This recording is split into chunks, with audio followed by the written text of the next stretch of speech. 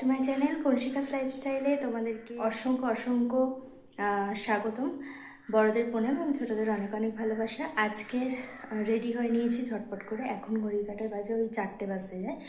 তো কোথায় যাচ্ছি, কেন যাচ্ছি, থাম্বনেল টাইটেল দেখে নিশ্চয়ই বুঝে গেছো। তো চলো পুরো ব্লগটা দেখতে থাকো, আশা করছি ভালো লাগবে। ভালো লাগলে লাইক কমেন্ট শেয়ার করতে বলো না। আর আজকের লুকটা কেমন লাগছে অবশ্যই জানিও। তো চলো, তোমাদের দাদাভাই স্টেশনে আছে, তো এখন আমি স্টেশন যাব, গড়িয়া স্টেশন। তো চলো সেখানে গিয়ে আবার কথা হচ্ছে। টাটা। আমরা এখন আছি গড়িয়া স্টেশন। একটু পরেই আমাদের শিয়ালদা যাওয়ার ট্রেনটি চলে আসবে।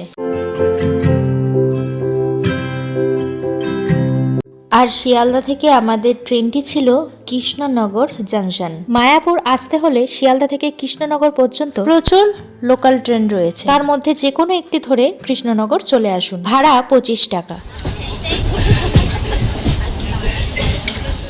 মায়াপুর যাওয়ার জন্য নবদ্বীপ ধাম বা বিষ্ণুপ্রিয়া দুটো স্টেশনেই নামা যায়। হাওড়া থেকে দুটো স্টেশনের ভাড়াই এক। আমরা নেমে পড়েছিলাম কৃষ্ণনগর জাংশন স্টেশনে। আমার ঠিক সামনের দিকেই রয়েছে টিকিট কাউন্টার। এখানে দু রকমের টিকিট আছে, একটি হচ্ছে লঞ্চের টিকিট আর অন্যটি হচ্ছে নৌকার টিকিট। এখানে নৌকার টিকিটের মূল্য 5 টাকা আর লঞ্চের টিকিটের মূল্য 10 টাকা। আমরা নৌকার টিকিটটা কেটে নিয়েছিলাম, কারণ যেহেতু আমরা রাতের বেলা গেছিলাম তাই কিছু দেখার ছিল না। আর অবশ্যই মাথায় রাখবেন, যদি আপনারা দিনের বেলা আসেন তাহলে অবশ্যই 10 টাকা দামের টিকিটটা কাটবেন। তবে হ্যাঁ, এখানে রাতের দৃশ্যটাও কিন্তু দেখার মতো ছিল, চারিদিকটা আলোয় আলো। আর আমরা ছিলাম নদীর মাঝ বরাবর, একটা আলাদাই অনুভূতি। আর সেই অনুভূতিকে আরো সুন্দর করে তোলার জন্য কিনে নিয়েছিলাম ঝালঝাল ঘটি গরম।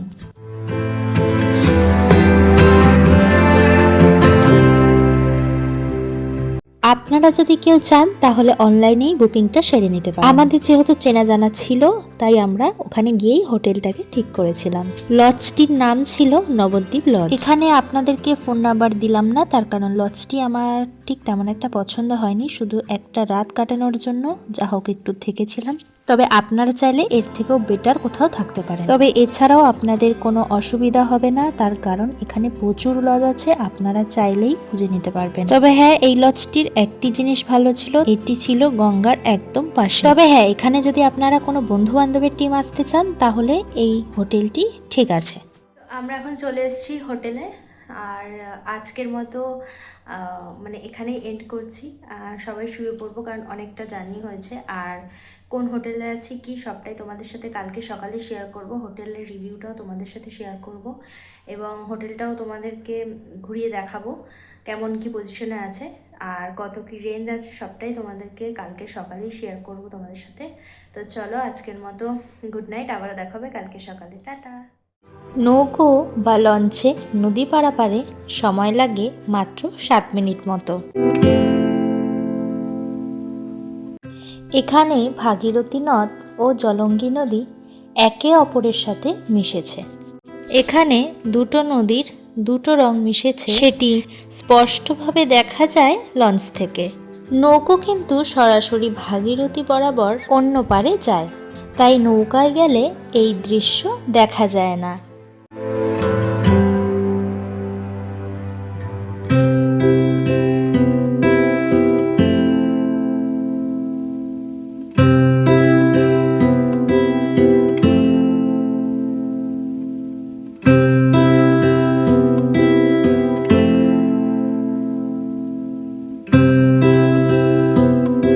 আমরা এখন যাচ্ছি বোটে করে মায়াপুর। তো চলো ওখানে গিয়ে সবটা তোমাদের সাথে শেয়ার করব। কি গো, কেমন ফিলিংস হচ্ছে? ভালো লাগছে? চারিদিকটা দারুণ সুন্দর জায়গা, বেশ ভালো লাগছে। আর আমাদের বোটও রেডি হয়ে গেছে।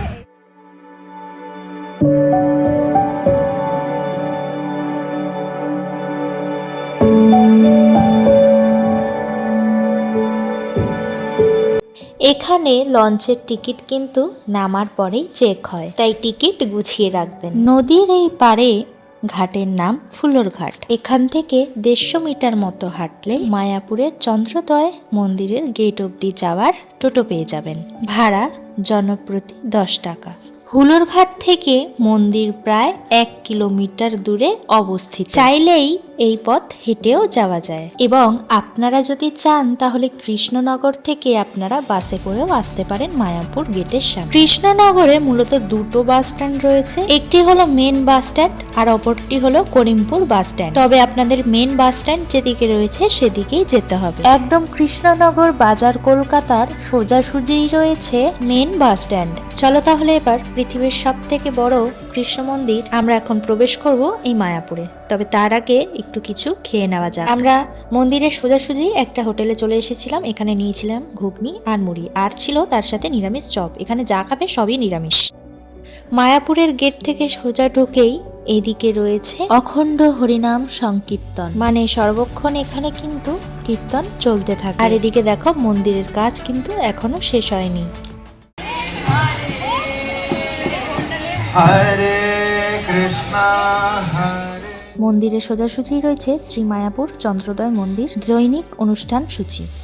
মায়াপুরে ভোগ গ্রহণ করতে চাইলে আগে ভোগের টিকিট সংগ্রহ করুন। এই লিস্টে দেওয়া রয়েছে আপনারা কে কিরকম প্রসাদ গ্রহণ করবেন তার জন্য। এবং হ্যাঁ, অবশ্যই আপনারা টাইমিং এর উপর ডিপেন্ড করে নির্দিষ্ট কাউন্টার থেকে আপনাদের নির্দিষ্ট মূল্য দিয়ে কুপন সংগ্রহ করতে হবে ভোগ গ্রহণের জন্য। আমরাও সকালে প্রথমে এসেই কুপনটাকে কেটে নিয়েছি। এখানে ভবন অনুযায়ী বিভিন্ন রকমের প্রসাদের কুপন পাওয়া যায়, যার মূল্য ভিন্ন ভিন্ন। গদা ভবনে দুপুরের প্রসাদ পাওয়া যায় ভাত, ডাল, পকোড়া, রুটি, সবজি, পনিরের তরকারি ও পায়েস, যার মূল্য 80 টাকা। প্রসাদ গ্রহণের সময় দুপুর 1টা থেকে 2:30।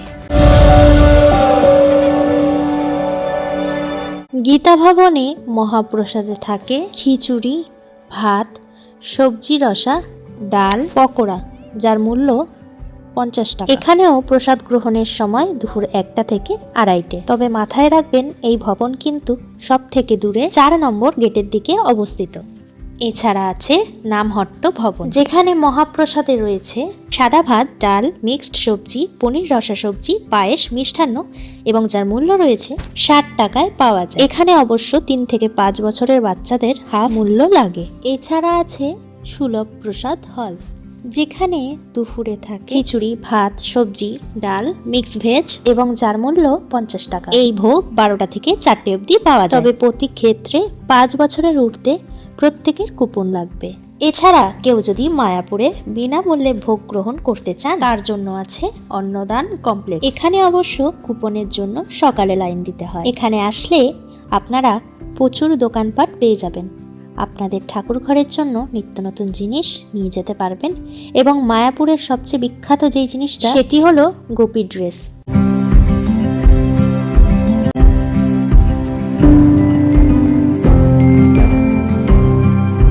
একেবারে শান্ত স্নিগ্ধ গাছপালায় ঘেরা মায়াপুর সত্যি একটি অনবদ্য জায়গা। একদিনের জন্য তো বেস্ট। এবং এই সেই পুষ্প মন্দির।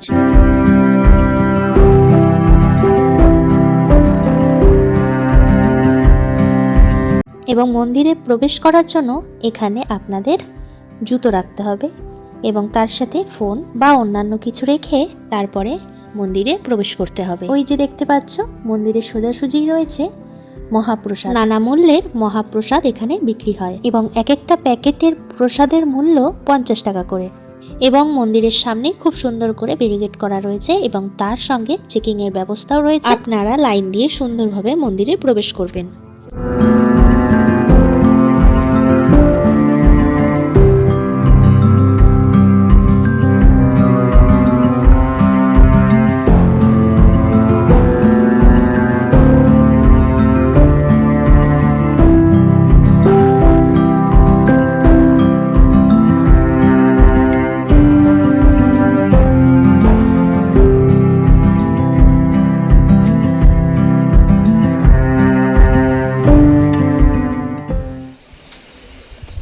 দাদার এখানে তাহলে সবই পাওয়া যায় দাদা?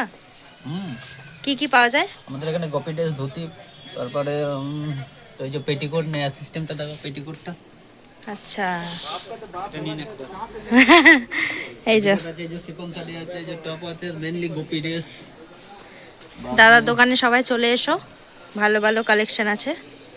সামথিং কিছু শাড়ি, আচ্ছা, সামথিং কিছু শাড়ি আছে। ছেলেদের এখানেও কালেকশন পেয়ে যাবে, ফেমাস মায়াপুরের কুর্তা সেট। বাচ্চাদের এই যে টি শার্ট, এই বাচ্চাদের টি শার্টও পেয়ে যাবে। মায়াপুরে এসেছি আর গোপীর ড্রেস নেব না, এটা হতে পারে? তাই দূর থেকে চোখ পড়তেই একটা গোপীর ড্রেস পছন্দ হয়ে গেল আর না ভেবেই নিয়ে নিলাম। তোমাদের দাদাভাই কিনে দিল। এই গোপীর ড্রেসটার দাম নিয়েছে 750 টাকা। তোমরা চাইলে এর থেকেও বেটার কিছু নিতে পারো, ওখানে গিয়ে দেখে নেবে। মন্দিরের বাইরেই রয়েছে প্রচুর টোটো। তোমরা চাইলে এই টোটো করে ঘুরে নিতে পারো কৃষ্ণের মাসিবাড়ি, গোশালা আরও অন্যান্য জায়গা। এখানে টোটো ভাড়ার মূল্য 200 টাকা। এরপরে চলে এসেছি আমরা শ্রী মহাপ্রভু চৈতন্যদেবের জন্মস্থান, আর এখানেই রয়েছে সেই বিশাল নিম গাছ। আমাদের মা ঠাকুমাদের মুখে শুনেছি এই নিম গাছের তলায় নাকি শ্রী মহাপ্রভু চৈতন্যদেবের সত্যিকারের জন্মগ্রহণ করেছিলেন, এবং আজ নিজের গায়ে কাটা দিচ্ছে এটা ভেবেই যে আজকে নিজের চোখে সেই নিম গাছটিকে দর্শন করতে পারবো।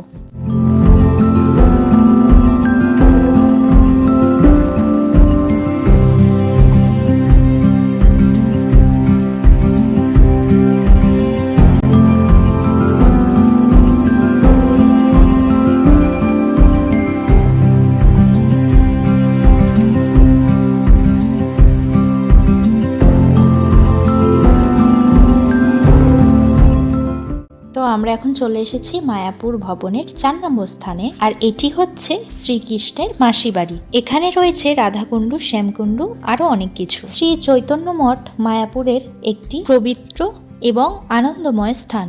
1909 সালে ফেব্রুয়ারিতে শ্রী প্রভুপদ সরস্বতী গোস্বামী ঠাকুর এখানে একটি ভজন কুটির নির্মাণ করে।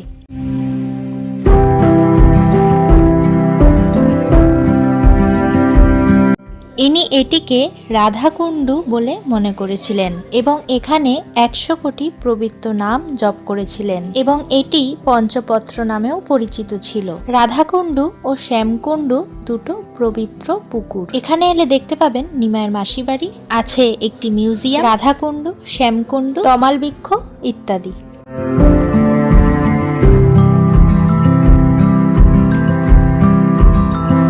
পতিত আছে এখানে রাধাকুণ্ড এবং শ্যামকুণ্ডুর জল মাথায় দিলে সব তীর্থের সমান পূর্ণ অর্জন হয়। তবে বলে রাখি, এখানে রাধাকুণ্ড ও শ্যামকুণ্ডুর পুকুরে স্নান করা, পা ধোয়া ও জল মুখে কুলিকুচি করা সম্পূর্ণভাবে এটি নিষিদ্ধ।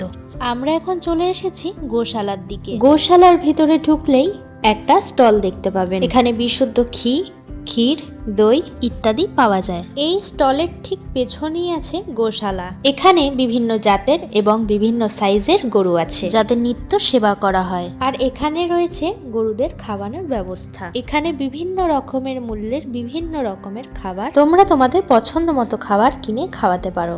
এখানে আলাদা আলাদা করে ভাগ ভাগ করে প্রচুর গরু রয়েছে। তো আজকের মতো আমাদের ভিডিওটাকে এখানেই শেষ করছি। তবে তার আগে মায়াপুর থেকে বেরোনোর সময় আমরা এখানে ভাইরাল পেয়ারা মাখা দেখতে পেলাম, তাই একটু খেতে ইচ্ছা হলো। আর এদিকে দেখো কত হাতের কাজ। মায়াপুর থেকে কি কি নিয়ে এসেছি সবটাই তোমাদের সাথে শেয়ার করব। তবে তার আগে এটা বলো যে তোমরা যখন মায়াপুরে গেছিলে কে কে এই দাদার হাতের পেয়ারা মাখা খেয়েছিলে? যদি কেউ না খেয়ে থাকো তাহলে অবশ্যই একবার ট্রাই করো। দাদা কিন্তু মায়াপুরের গেট থেকে বেরিয়ে একদম ঠিক পাশেই বসে। এই টোটাল ভিডিওটা তোমাদের কেমন লাগলো অবশ্যই কমেন্টের মাধ্যমে জানাতে ভুলো না কিন্তু, আর বেশি বেশি করে শেয়ার করো। অবশ্যই কমেন্টের মাধ্যমে জানাবে। তবে আগামী দিন আরও সুন্দর ব্লগ তোমাদের সামনে হাজির করব। হ্যালো বন্ধুরা, বাড়ি ফিরে চলো তোমাদের সাথে শেয়ার করি মায়াপুর থেকে কি কি জিনিস নিয়ে এসেছি। তো সবার ফার্স্টে দেখাচ্ছি আমার গোপু সোনার কিছু জিনিস। তো প্রথমেই দেখাচ্ছি এরকম সুন্দর একটা মুকুট। এই দেখো গোপালের একটা খুব সুন্দর মুকুট, আর এই মুকুটের সাথে ম্যাচ করে নিয়ে এসেছি একটা সুন্দর জামা। এই যে গোপালের একটা সুন্দর জামা নিয়ে এসেছি, কেমন হয়েছে অবশ্যই জানিও। আর এই জামার সাথে রয়েছে এই ওড়নাটা, এই যে ম্যাচিং করে জামার সাথে ওড়না আর তার সাথে এই মুকুট। তো এগুলো কেমন হয়েছে জানিও। আর শীতের জন্য উলের একটা ড্রেস নিয়ে এসেছি, সেটা গুপুকে এখন পরিয়ে রেখেছি, তোমাদেরকে দেখাচ্ছি। আর এই যে মাফলার মতো এটা নিয়ে এসেছি। আর নিয়ে এসেছি একটা মালা জপার ব্যাগ, যেটা হচ্ছে কি আমার ঠাম্মির জন্য নিয়ে এসেছি। কারণ যেহেতু মায়াপুরে গেছে আর কোথাও ঘুরতে গেলে আমরা টুকিটাকি জিনিস মানে গিফট কিনে নিয়ে আসি সবার জন্য। তো এইটা কিনেছি, এখানে লেখা আছে জয় জগন্নাথ। কেমন হয়েছে অবশ্যই জানিও। আর এখানে রয়েছে এই যে ম্যাগনেট, মায়াপুরের ছবি দিয়ে ম্যাগনেট। এই ম্যাগনেটটাও সবার জন্য একটা একটা করে নিয়ে এসেছি, আমার নিজের জন্য একটা নিয়ে এসেছি। আর এদিকে নিয়ে এসেছি গোপালের থালা, পিতলের। আমার গোপালের পিতলের থালা ছিল না, তো সেটাই নিয়ে এসেছি। আর নিয়ে এসেছি যেটা মেন, মায়াপুরের যেটা মেন, সেটা নিয়ে এসেছি, তোমাদের সাথে শেয়ার করছি। তোমরা দেখেছো ভিডিওতে, তাও আরেকবার দেখাচ্ছি। এই দেখো, এই সুন্দর, আর খুলছি না, এই সুন্দর ঘাগরাটা। এই নিচটা অল ওভার কাজ করা, আর এই পুরোটা এরকম কালার নিয়েছি। উইথ ব্লাউজ পিস আছে, এটা তোমাদের গায়ের সাইজ অনুযায়ী বানিয়ে দিতে হবে। আর এদিকে আছে এই যে ওড়নাটা। তো এই টোটাল জিনিসটা কেমন লাগলো অবশ্যই জানিও। এবার চলো গোপালকে মানে যেই উলের ড্রেসটা পরিয়ে রেখেছি ওটাও তোমাদের সাথে একটু শেয়ার করি। এই যে এই ড্রেসটা আমার গোপুসোনার জন্য নিয়ে এসেছিলাম মায়াপুর থেকে, সাথে গলায় যে হারটা দেখছো ওই হারটিও নিয়ে এসেছিলাম। তো গোপালকে কেমন লাগছে পরিয়ে অবশ্যই কমেন্টে জানিও। সেটা হচ্ছে কি এই যে এই ঘর ডেকোরেশনের এটাকে কি বলে, সীতারাই তো বলে এইটা। তো এইটা আমি এখানে সাজিয়ে রেখেছি, এটা একটা নেওয়া হয়েছে, খুব সুন্দর হ্যান্ডমেড কাজ আছে। জিনিস নিয়ে এসেছি সেটা হচ্ছে এই যে উলের হ্যান্ডমেড এই তোমার ফুলের ঢাকনা বলতে পারো, ফলের ঢাকনা বলতে পারো, যাই হোক, বা এটা তুমি ঠাকুর ঘরে আসন হিসেবেও রাখতে পারো। তো মায়াপুর থেকে ঘুরে বাড়িতে তো চলে এসেছি। তো পুরো ভিডিওটা এবং আমাদের পুরো জার্নিটা কেমন লাগলো তোমাদের অবশ্যই কমেন্টের মাধ্যমে জানাতে ভুলো না। আবারও দেখা হবে নতুন কোনো একটা ব্লগের সাথে।